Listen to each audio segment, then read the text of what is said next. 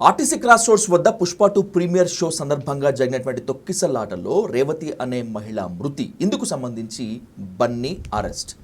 Allu Arjun arrest వెనుక పగ దాగి ఉందా? ఒకవేళ గనక పగ ప్రతీకారమే దాగి ఉంటే దానికి కారణం ఎవరు? అర్జున్ ఎక్కడ తప్పు చేశాడు? బన్నీ చేసినటువంటి అతిపెద్ద తప్పు ఏంటి? పగ తీర్చుకొని సంబరపడుతున్నటువంటి వాళ్ళు ఏంటి? అసలు ఈ ఎపిసోడ్ పై ఇన్ డీటెయిల్గా ఇన్ డెప్త్గా చర్చిద్దాం. లెట్స్ ఇన్వైట్ పొలిటికల్ అనలిస్ట్ చింతా రాజశేఖర్ గారు on to the dial news hot seat with Vijay సాధు. రాజశేఖర్ గారు నమస్తే. నమస్తే.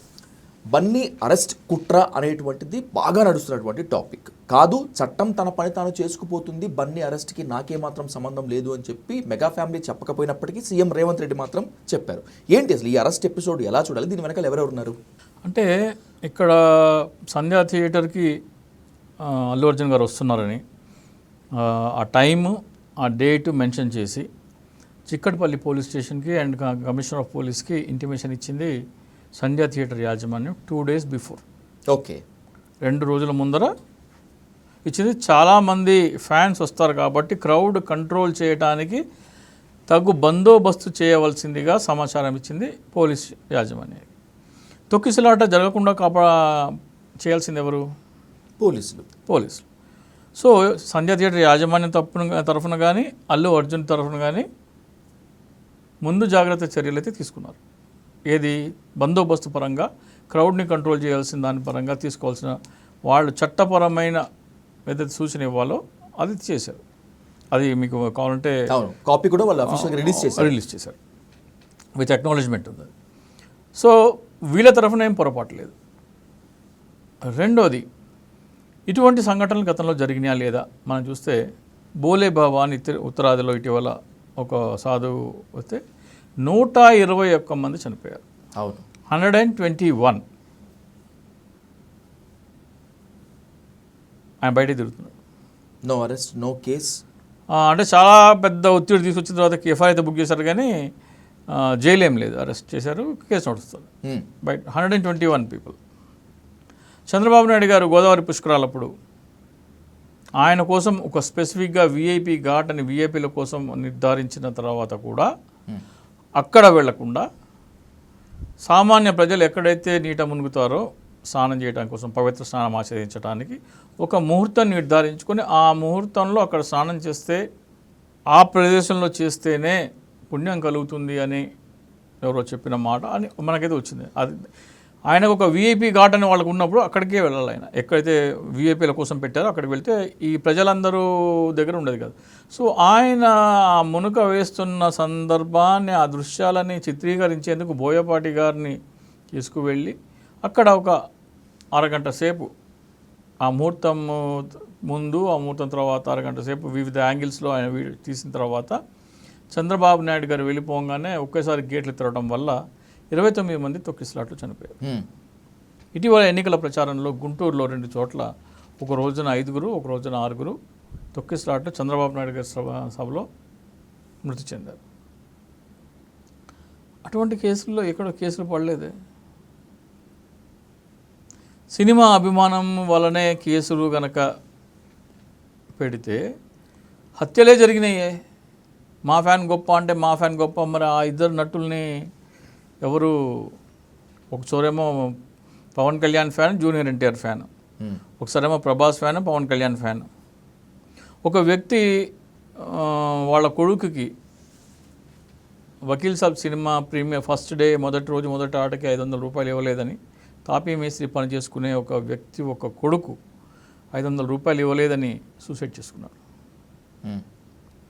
వీటన్నిటికీ ముఖ్య కారణం ఏంటి? ఇప్పుడు సంధ్యా థియేటర్కి ఆయన వస్తున్నారు సరే, మీరు కేవలము సినిమా థియేటర్లో టికెట్లు ఉన్న వాళ్ళకు మాత్రమే అనుమతి అని పోలీసులు ఒక ప్రకటన జారీ చేస్తుంటే మిగతా వాళ్ళు వచ్చింటే వీళ్ళ బాధ్యత అయ్యేది. యాజమాన్యం కానీ అటు పోలీసులు కానీ ఎవరు అటువంటి ఆదేశాలు ఏమి ఇవ్వలేదు. సో ఇవంతా ఎందుకు? సినిమా జనం అంటే ఎందుకంత ఎక్కువ ఎగపడతారు, ఎందుకంత వేలం వెర్రి? మనకైతే మనం ఎప్పటి నుంచో గత 5 సంవత్సరాలుగా మనం 6 సంవత్సరాలుగా మాట్లాడుతున్నాం సెలబ్రిటీ వర్షిప్ సిండ్రోమ్ అనేది మానసిక రోగం అని. సో ఇక్కడ అది ఉంటుందని తెలుసు, ఆ క్రౌడ్ ఉంటుందని తెలుసు, బందోబస్తు కోసం ఫోర్స్ని అడిగారని తెలుసు. మరి బందోబస్తు ఎందుకు అక్కడ సరైన బందోబస్తు ఎందుకు లేదు అనేది మనం ఆలోచించాలి. రెండోది, వీటన్నిటికీ నంద్యాల వెళ్ళి అల్లు అర్జున్ అక్కడ వైసీపీ కోసం ప్రచారం చేయటము, ఆ ప్రచారం చేసిన టైంలో నాగబాబు ట్వీటు, అప్పటి నుంచి అల్లు అర్జున్కిను పవన్ కళ్యాణ్ ఫ్యాన్స్కి మధ్యలో జరుగుతున్న వారు మనం అందరికీ తెలిసింది కాదు, మనకు తెలియదేం కాదు, అందరికీ తెలిసిందే. ఇప్పటికీ పుష్ప రిలీజ్లో కూడా ఆ సినిమాని మేము చూడము, మేము బాయ్కాట్ చేస్తాము, దాన్ని ఫ్లాప్ చేస్తాము, కళ్యాణ్ బాబు కల్ట్ ఏమో చూపిస్తాము, ఇవన్నీ మనం సోషల్ మీడియాలో మనం చూస్తూనే ఉన్నాం. ఈ రోజున అల్లు అర్జున్ని సెక్షన్ 105 అంటే బిఎన్ఎస్ సెక్షన్ 105 అంటే 5 నుంచి 10 సంవత్సరాలు జైలు అంట. మరి ఆ కేసు పెట్టినప్పుడు నేను చెప్పిన ఉదంతాల్లో కానీ, లేకపోతే బాలకృష్ణ ఆయన సినిమా ప్రొడ్యూసర్ ఇంట్లో ఏదో మాట పెరిగి రివాల్వర్ తీసుకొని షూట్ చేస్తే ఆ దాంట్లో కానీ అంత సీరియస్గా స్పందించని అడ్మినిస్ట్రేషన్ ఇప్పుడు ఎందుకు ఎంత అటెన్షన్ తీసుకుంటుంది అనేది మనం చూడాలి.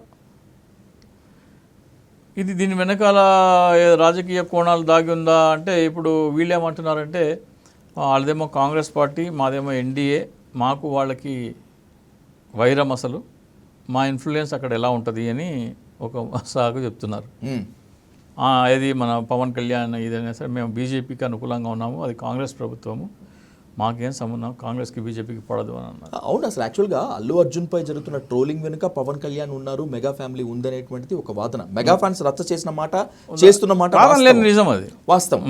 కానీ అరెస్ట్ వెనుక mega family, especially Pawan Kalyan, Revanth Reddy, Pawan Kalyan Revanth రెడ్డితో మాట్లాడటము, వీళ్ళిద్దరూ ములాఖత్ అయ్యి అల్లు అర్జున్ని అరెస్ట్ చేయించడము, రిమాండ్కి పంపించడం ఉంటుందంటారా? ఉండదు, చూస్తే ఉండదు. కానీ మరి ఎన్డీఏ ప్రభుత్వం ముఖ్యమంత్రి వచ్చేసేసి కాంగ్రెస్ ప్రభుత్వం ముఖ్యమంత్రితో చట్టపట్టాలు వేసుకొని తిరగటము, ఈ రేవంత్ రెడ్డి గారేమో ఆయన నా గురువు గారు అని చెప్పటము, నా రాజకీయ గురువు అని అదని ఇదని చెప్పుకోవడము, ఇవన్నీ తెలియదు ఎవరికి ఉంది. రాజకీయంగా నాకు ప్రోత్సాహం ఇచ్చారు, తెలుగుదేశం పార్టీ అధ్యక్షుని చేశారు, అక్కడ తర్వాత ఆయన కాంగ్రెస్ వర్కింగ్ ప్రెసిడెంట్ అయ్యారు, కాంగ్రెస్ వర్కింగ్ ప్రెసిడెంట్ అయిన తర్వాత మళ్ళీ చీఫ్ మినిస్టర్ అయ్యారు. ఇవన్నీ సీక్వెన్స్ ప్రజలకు ముందర ఉన్నది. చంద్రబాబు నాయుడికిను రేవంత్ రెడ్డికి మధ్యలో ఉన్న అనుబంధం అందరికీ తెలిసిందే, బహిర్గతమైన విషయమే. ఆస్కారం లేకపోలేదు అంటున్నా నేను. ఆస్కారం లేదు, చట్టం తాను చేసుకుపోతుంటే కూడా ఆపేందుకు అవకాశం ఉంటే ఆపేది. ఇక్కడ ఏం చెప్తున్నారంటే, ఒక కాపు సామాజిక వర్గం వాళ్ళ గ్రూప్లో జరుగుతున్న చర్చ. ఓకే, పురంధరేశ్వరి, బాలకృష్ణ కాంగ్రెస్ పార్టీ, తెలుగుదేశం పార్టీలో ఉన్నారు, చెరొక పార్టీలో ఉన్నారు. వైరుధ్యం ఉంది ఆ పార్టీలకు మధ్య. రాజశేఖర రెడ్డి ముఖ్యమంత్రి అయిన కొన్ని రోజులకే బాలకృష్ణ కేసు జరిగితే ఆయనని అరెస్ట్ కూడా కానివ్వకుండా చూసుకున్నారు. అది కమ్మవాళ్ళ యూనిటీ. ఇక్కడ పవన్ కళ్యాణ్ అలాంటిది ఏమీ చేయలేకపోయాడు. ఇవి జరుగుతున్నాయి. సోషల్ మీడియా, వాట్సాప్ గ్రూప్స్ ఉంటాయి కదా కాపు, ఎస్పెషల్లీ ఇటీవలే కార్తీక మాసం ముగిసింది కాబట్టి ఆ గ్రూప్స్లో జరుగుతున్న చర్చ. కార్తీక వన సమారాధనలో కాపు వన భోజనాలు అవన్నీ జరిగినాయి కాబట్టి అవును, ఆ గ్రూప్లో నేను కూడా ఉన్నాను, కొన్ని గ్రూప్స్లో. ఓకే, ఆ గ్రూప్లో జరుగుతున్న చర్చ ఏంటంటే, కమ్మవారి మీద ఈగ వాళ్ళని ఇవ్వరు, వాళ్ళు ఏ పార్టీలో ఉన్నా సరే. కాపుల దగ్గరకు వచ్చేటప్పటికల్లా కొంతమంది ఏమో నంద్యాల వెళ్ళి ప్రచారం చేశారు కాబట్టి మంచి పని అయింది, తగ్గేదే లేదంటే ఎలా తగ్గించాలో మాకు తెలుసు, ఇటువంటి కామెంట్స్ కూడా ఉన్నాయి. తగ్గేదే విర్రవీగావు కదా, వాళ్ళని తిరగకుండానే తగ్గించాము, తల వంచి ఇచ్చాము, ఇలాంటి కామెంట్స్ కొంతమంది పెడుతున్నారు, కొంతమంది అలా పెడుతున్నారు. సో పబ్లిక్ ఒపీనియన్ రిఫ్లెక్షన్ ఎలా ఉందంటే డిస్కషన్లో, బై అండ్ లార్జ్ ఇది కేసు కాకూడదు అనుకుంటే అవ్వదు, కేసు పెట్టినా కానీ సంధ్యా థియేటర్ ఇచ్చిన లెటర్ పెట్టి చూస్తే పోలీసులు ఇది తప్పుంది కాబట్టి కేసే అవ్వదు అని ఒక వాదన, కాబట్టి చేయించిన ఇన్ఫ్లుయెన్స్ ద్వారా అరెస్ట్ చేయించాలని ఒక వాదన వస్తుంది ఈ కాపు సామాజిక వర్గం దీంట్లో. అలాగే చంద్రబాబు నాయుడు విషయంలో కానీ, లేకపోతే చంద్రబాబు నాయుడు గోదావరి పుష్కరాలు కానీ, మొన్న ఎన్నికల దీంట్లో కానీ పవన్ కళ్యాణ్ సభల్లో కూడా ఒకసారి ఇటువంటి దుర్ఘటన జరిగినట్టు ఏదో ఒకటి చెప్తున్నారు. కాకినాడలో 2016 ఏదో మీటింగ్ పెడితే ఒక వ్యక్తి తొక్కిసలాటలో చనిపోయారు అంటున్నారు. I'm not sure about it. అలాగే Pawan Kalyan fans, Prabhas fans, junior fans హత్యలు చేసుకోవటం, వీటన్నిటిని ముడిపెట్టి మాట్లాడుతున్నారు. సో ఓవరాల్గా చూస్తే ఈ రోజున ఒకందుకైతే ఇది మంచి పరిణామానికి ఒక బీజం వేసేందుకు అవకాశం ఉంది. నాకు తెలిసి బెయిల్ వచ్చేస్తుంది ఆయనకి. ఎందుకంటే పోలీసులకి మీరు లెటర్ ఇచ్చిన తర్వాత బందోబస్తు ఎందుకు ఇవ్వలేదని జడ్జి గారు అడుగుతారు, వచ్చేస్తుంది, బెయిల్ వచ్చేస్తుంది, పెద్ద ఇదేం లేదు. కానీ ఇక్కడ అసందర్భంగా కానీ లేకపోతే అనుకోకుండా యాదృచ్ఛికంగా కానీ ఏంటంటే పవన్ కళ్యాణ్ ట్వీట్ ఒకటి వచ్చింది. ఆయన అరెస్ట్ అవ్వటము, ఈయన ట్వీట్ రావటము, united with stand, divided we fall ఏదో ట్వీట్ పెట్టారు. కలిసి ఉంటే అంటే మాతో విభేదిస్తే కష్టాలు తప్పవు అనే అర్థం వచ్చేలాగా ఉంది. ఎందుకంటే అది ఆయన ట్వీట్ పెట్టింది విజన్ 2047. విజన్ 2047కి కలిసి ఉండటానికి అది దానికి సందర్భానికి మ్యాచ్ అవ్వట్లా ఆ క్యాప్షన్. యునైటెడ్ అంటే కలిసి ఉంటే ముందుకెళ్తాము, లేకపోతే ఇదైపోతాము అనేది ఆ 2047 విజన్కి మ్యాచ్ అయ్యే క్యాప్షన్ కాదు అది. అది సింక్ అవ్వట్లేదు. అక్కడ కావాలనే ప్రవోకింగ్గా పవన్ కళ్యాణ్ ఈ పోస్ట్ పెట్టారనే డిస్కషన్ జరుగుతుంది. సోషల్ మీడియా సర్కిల్స్లో డిస్కషన్ జరుగుతుంది. ఎందుకంటే ఆ caption is not apt for vision 2047 and that to ఈ సినారియోలో. సో ఇవన్నీ ప్రొవోకింగ్ అంటే నాతో ఉంటే బాగుంటుంది, లేకపోతే ఇదే అని. అది కనుక నిజమైతే కనుక ఇఫ్ దట్ ఇంటెన్షన్ ఆ క్యాప్షన్ వెనకాల అదే అల్లు అర్జున్ అయితే ఈల్డ్ కాడు. మనం చూస్తున్న Allu Arjun I don't think he will yield. ఎంత రచ్చ జరిగినా కనీసం వాళ్ళ నాన్నగారు వెళ్ళి పవన్ కళ్యాణ్ కలిసారే తప్ప ఈయన వెళ్ళి కలవటం కానీ అటువంటిది ఏమీ చేయలేదు. ఇక్కడ ఇంకోటి, ప్రశాంత్ కిషోర్ని కలుస్తున్నారు, సామాజిక సేవా కార్యక్రమాలు మొదలు పెడతారనేది నిన్న ఈవినింగ్ వచ్చిన వార్త.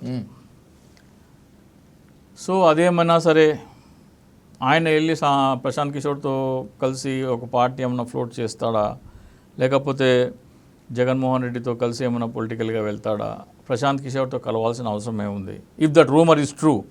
ఈ యాంగిల్లో కూడా మనం సో ఇవన్నీ సమాప్తి చేస్తే కాంట్రవర్షియల్గానే ఉంది, మ్యాచ్ అవ్వట్లేదు. It could have been avoided. దాన్ని ఖచ్చితంగా అవాయిడ్ చేసే అవకాశం ఉన్నా కానీ అవాయిడ్ అయితే అవ్వలేదు. ఇదే కనుక ఏ తెలుగుదేశం అనుకున్న cinema hero suppose Nandamuri Balakrishna సినిమాకి జరిగితే హైదరాబాద్లో కేసే ఉండదు. Take it for granted. అవునా?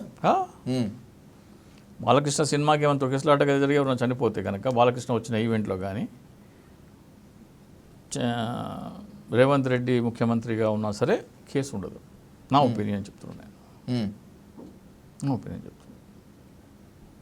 ఎందుకు ఏపీలో చాలా కీలకమైన పొజిషన్లో ఉన్నారు కాబట్టి చంద్రబాబు నాయుడు గారికి ఆ మాత్రం రేవంత్ రెడ్డిని ఇన్ఫ్లుయెన్స్ చేయగల సత్తా ఉంది.